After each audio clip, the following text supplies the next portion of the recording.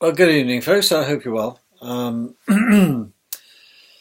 everything's okay with you. Let's hope, hey? I hope so. I listened, actually, I saw on Netflix the other day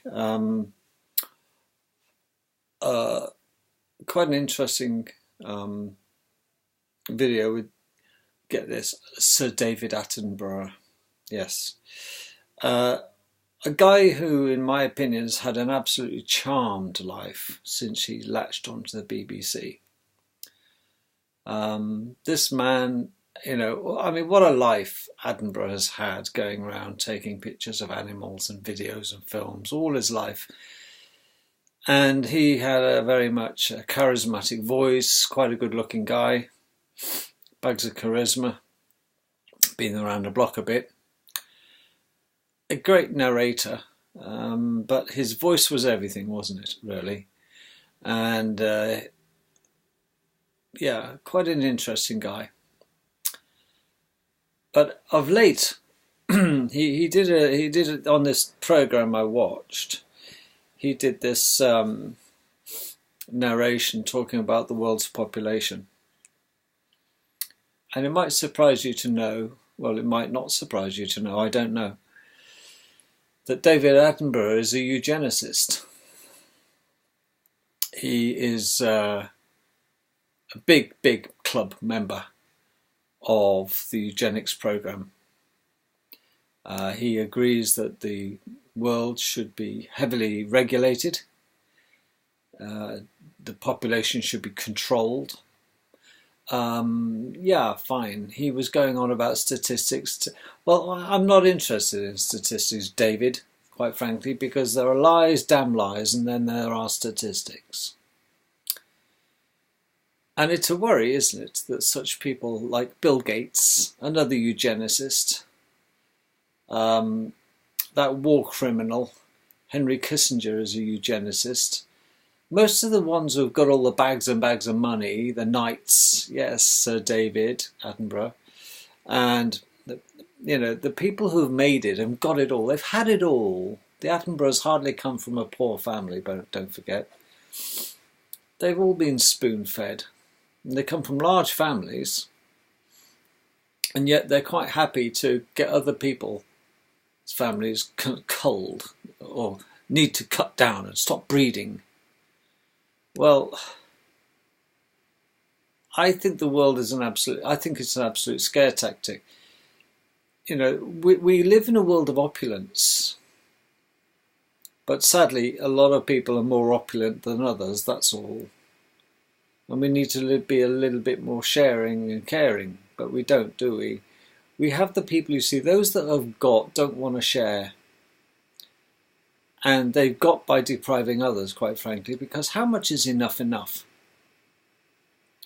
If you look at one of the biggest overfed countries in the world, the biggest overfed countries in the world, well, who's the fattest nation in the world currently? America. 40% of people in America are obese or / clinically obese. 40%. Now, if you want to start sharing the food, that's just fine and dandy, isn't it? But they don't. Well, they seem to have eaten it all. Have they got any left to share? They won't, will they? Yeah, well, they can. They just don't. So this nonsense about, oh, there's too many people in the world and they're all starving, well, feed them. And it isn't the fact that there's a lack of food on this world, folks, because this world provides everything we need. It's a balance. And yet there are greedy nations. You know who the greedy nations are. They're the fattest. Okay? The amount of food that is thrown away. I used to get this because I was always a skinny kid. And I was a problem eater. I would be quite happy taking a pill for a food because I find eating a real pain in the ass. And I'm not a great fan of food. I find it an inconvenient interruption to my day having to eat. But I know I need to eat. but it's not something I get a great deal of enjoyment out of. Have you tasted my wife's cooking? Only kidding. But no, I'm not. I find that, it's a real pain in the ass. And I said before, if I can take a tablet first thing in the morning, it'll see me through to the next day. I would willingly save the time and use my time more productively than stuffing my bloody face. But when I am hungry, I'm rather keen to eat. But I don't eat, I eat just enough to satiate my hunger. And I'm one of these strange people that leaves a bit on the plate often, more often than not. It's not because I don't want it or don't. I just feel that you should always leave a table knowing you can always eat a little bit more. Even the Queenie does this whenever she goes out to guests' places. She'll leave a bit on the plate because the big worry for any sort of host is, I don't want to go away and thinking I'm tight. I hope I've given her enough. Oh, of course you've given me enough. It was so nice I couldn't eat anymore. In fact, I'm sorry, but I had to leave some. You fed me so well. It's good manners to leave a little bit on your plate, quite frankly. Much as other people, maybe the hosts, think it's poor performance. Something wrong with the food? No, it's I can't eat anymore. If I could, I would. But hey, it's always good manners to leave a little bit, even no matter how small. Just don't appear to be a pig then. Because if you lick your plate clean, everybody thinks, God, I haven't given them enough. It's better to think you've given them too much, and you can be good-mannered enough to let them have that impression, even though you might be starving when you leave the table. But back to the point about food. There is no scarcities on this world, folks. They talk about in years to come, very few people will have access to, oh, what are we going to do with the water? Oh, we're running out of pure, fresh water. Well, that's very, very, very easy. Do you know how much desalination plants cost? To build a desalination plant on the edge of every sea in our world, which is 93% of our world's surface is covered in bloody water, and there's going to be a water shortage? Are they having a laugh? Seriously? No, it's all about fresh water. Well, you can make water fresh. Look at it. It's not seawater when it falls from the sky. It happens to land in the sea. And you can get the salt out, piece of piss, using a desalination plant. How expensive are they to produce? To build a desalination plant in Africa, where all the poor little Suki has to travel miles with a bucket to get a bucket of clean water from that well, if there is one. Well, yeah, but these countries who are claiming not to have clean, fresh water, they spend millions upon millions on weapons of mass destruction. The Saudi Arabians, the Syrians, the Afghanistans, the Africans, they're all fighting and... how dare they waste money? But there's always enough money to buy guns and ammunition. Isn't there? There's always enough money to put a war on. Oh my God, yes. That's what the big export business is for America and Britain and the rest of Europe. Big money in war. And you've got to keep the wars going, because they haven't got an enemy anymore. They keep making enemies. We've always got to have a monster under the bed that we've got to take care of. Iran will be the next big war. We know that. It's practically underway now. But Attenborough goes on and on and on about the food shortage and there's not enough food on the planet to feed the world. Yes, there is. It's very simple. You plant crops instead of chemtrailing them to death and poisoning the land. In America, huge swathes of farms have gone out of business. And they scrape off the top 6 inches of the topsoil off all the farms in America and box it all up. Thousands upon thousands of crates.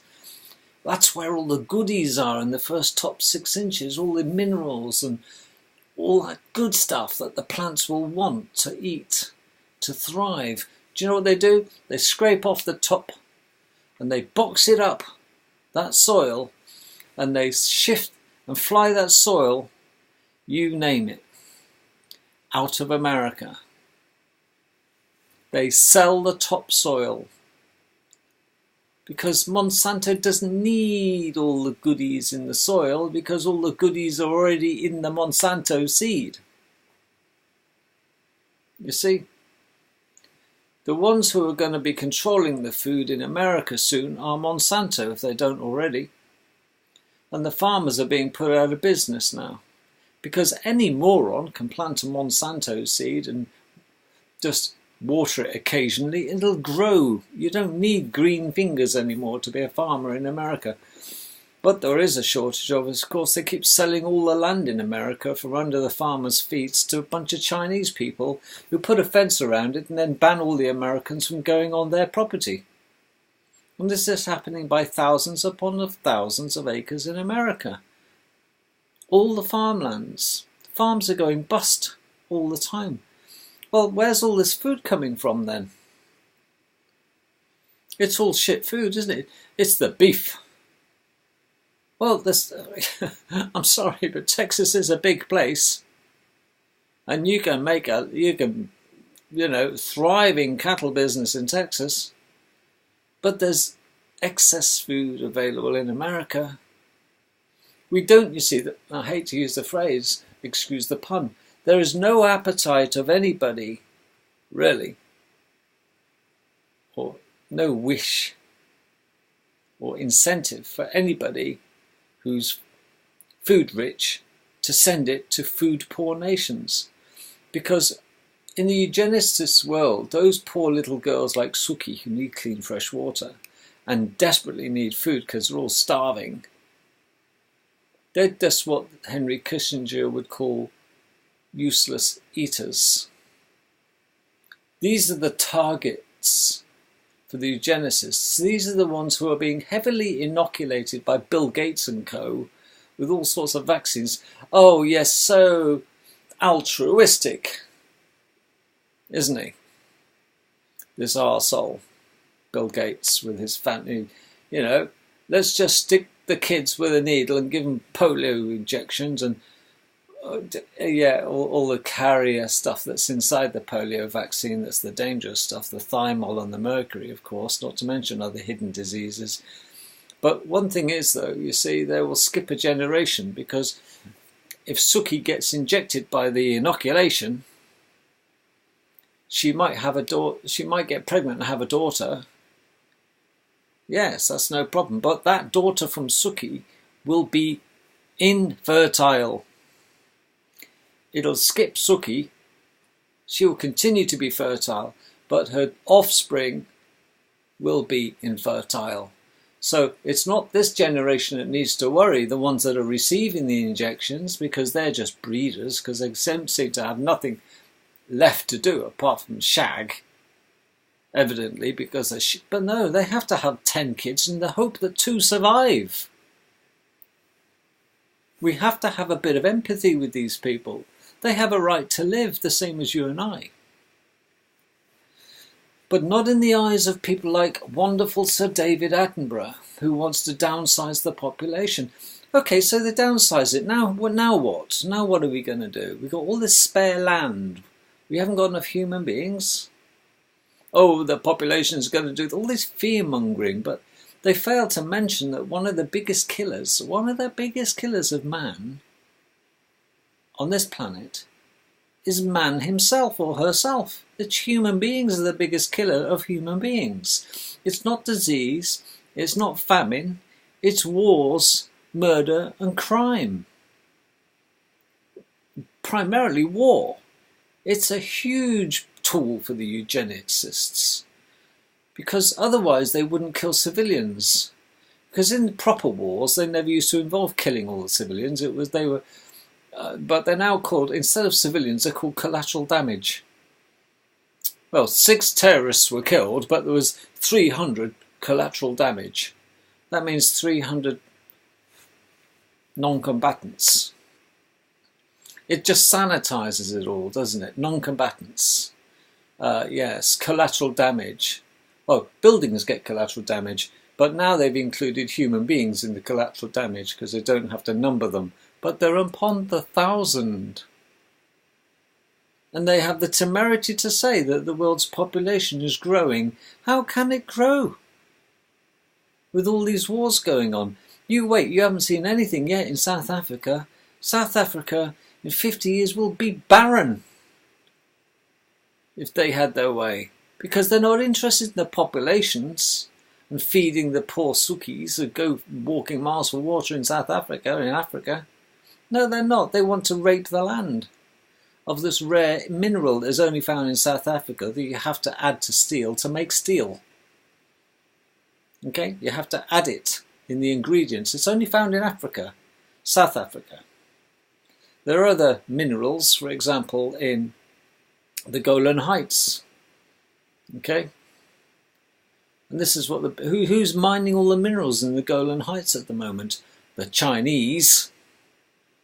Yes. Raping the natural elements out of the soil that are found in nowhere else in the world. That means if you control South Africa, and you control all mineral rights in South Africa, you can control which countries have the ability to make steel. Because if nobody can make steel, they can't make weapons. They don't give a shit about the South African people or the country or the farmers or those Sukis that are starving. They really don't. It's all about controlling the assets of the land. And it certainly isn't the people. It's what the land has within it, the rare earth minerals. South Africa has one particular mineral that is found nowhere else on the planet, and that mineral is essential for steel production. You control that mineral, you control steel production. And it's the same, they're using water as a weapon. There's so much water on this planet, folks. And they actually have the temerity to say to us and expect us to believe it, that there is a water shortage. What a load of crap. If they were that concerned about the purity of the water falling from the skies, they wouldn't spray our rain clouds or our skies with chemicals, would they? They wouldn't pollute the land. They wouldn't cut a third of the bloody rainforest down for wood. I mean, you know, come on. We need more paper, do we? No, it's all about the furniture bloody industry, as though we need any more furniture. There's more wood that we could shake a stick at. And they're talking about that. No, what they're doing... they're destroying the lungs of our world. The rainforests are the lungs of our world. And they keep poncing about between... Oh, yes, is it global warming? Or no, I can't keep saying it's global warming. It's climate change, this catch-all phrase now, whether it's getting colder or hotter. No, they've failed miserably with the scare of global warming. They need another scare thing now. And the scare thing, of course, is there's a lack of fresh water. We're all going to be thirsty. Well, build desalination plants then. It's not rocket science. Cheap as chips. We could produce bottled water by the billions. It's just that we don't have the wish to supply them. That's all. We've poisoned all the wells with the chemtrail shit, all the natural resources, haven't we? With fracking, another way of destroying our natural water resources. Fracking. What a nonsense that is. It just, coming back to the point about Attenborough and co, he's just another crony, isn't he, really, when you think about it? He's had his life, he's had a bloody good life, he's been in opulence most of his life. He's had it cushy, hasn't he, really? He's done amazing things. I'm so jealous of what he's done. Does that come through on this video? But now, you see, he's joined the eugenics brigade. Well, he always has been a eugenicist. It was mine, it's mine, I tell you, it was all mine. We all have to share, but it belongs to no man or no woman. It is our planet, and we've got to start helping one another if we are to survive. Remember, there is no I in the word team. No I in the word team. But we've got to realise that the only way humanity will survive on this world is if we all put aside religion and borders and language and view each other as human beings. But the tools that they use to divide us are incredibly varied. It's almost like there's a season for everything. There's a time and tide and wait for no man. And they come out with all this guff. But the bottom line is a human being is a human being. And I, for one, would give a Muslim baby a drink as much as I would give a white baby, Christian baby, a drink. Because it's a human being being human. And I'm a humanitarian. I would not see a fellow human suffer. Even if they wanted me to suffer when they weren't suffering, I would have it in my heart to forgive people. But they don't, these bloody eugenicists. If we all disappeared like a fart in the wind and left them all to their own devices, these eugenicists, and these arseholes who want to downsize the population, and the ones that constructed the Georgia Guidestones, let's just let them have it then, shall we? And let's see what they do with it. What are they going to do? They'll start bickering amongst themselves. They'll start complaining that there's too many 1%ers. That'll be the 0.1%ers that are moaning about the 1%ers, of course. Because there's always well, out of the 100, there's going to be 10% who are super rich. Out of those 10%, there's going to be 5% that are ultra rich. And the man who has got more money in the world than everyone else isn't going to be happy because he's going to want more money than anyone else in the universe. Not just the planet. The flat planet, by the way. Attenborough is a bullhead. It's quite disgraceful when you see this TV series on Netflix talking about the global problem. It isn't a global problem. It's not a globe. A globe is a ball. It is the problem of the earth. We live on a disc. And yet again, Attenborough is a bullhead. More to be pitied than scorned then, but he knows it's not a globe. They all know it's not a globe. Anybody past the 33rd degree Freemasons know it's a flat plane like a bloody penny on the side. The Antarctic is an ice wall that surrounds us, and the North Pole is bang in the middle. There are no North Poles and South Poles, folks. And this is what bugs you, because they continue to spin this out every day of the week, every second, every opportunity. Even when the BBC first came on and hit the scene in this world. I remember when television was very young, same as me. I remember when I was very young. You know, this is BBC One. And they had a few clouds, but in the middle they had this ball turning around, the globe. Look into my eyes, tell, lie, vision, ball in your face, BBC One underneath. I thought, yeah, look at it, a ball. I can just imagine being in London, standing vertically, all the Australians hanging on for their dear lives. Oh no, they can't. They don't do that. They've got an answer for everything, these ballheads, haven't they? You see, how do you explain to me how I can take a photo yesterday of the moon and the sun out at the same time? Well, if I've got the moon today and I've got the sun today, what have Australia got then? Nada. It's a screaming joke. I'm sure there are some bloody geniuses who wangle some stupid mathematical formula waving. Hate to disappoint you, but there is a way of that happening. Tell me why. Of course I can see the moon and the sun in the sky at the same time if I had, magnification on my eyes, but just occasionally I do see the moon and the sun out on the same day. It's 11 o'clock in the morning, I'm waiting to catch a train to London. I look up, the moon's over there, very pretty. I look over, there's the sun. I feel desperately sorry for Australians on the other side of the ball. Not. Do me a favour.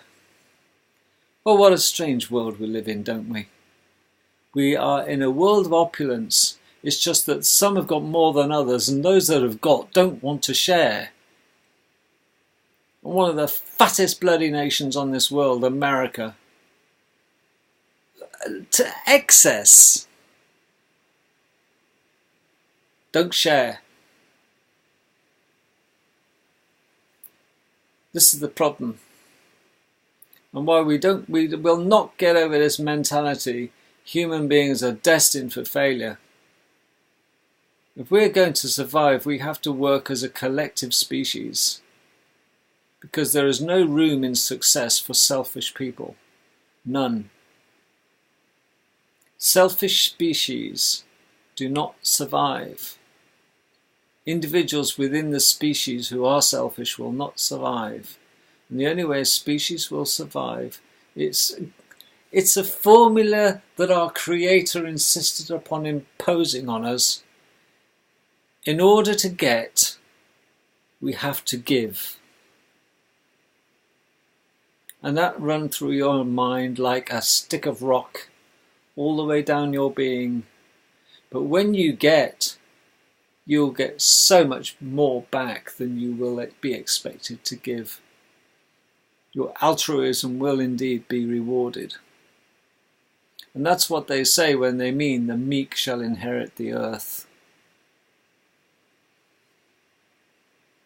You might be meek by the time you give it all away and share, but look what you're going to get in return.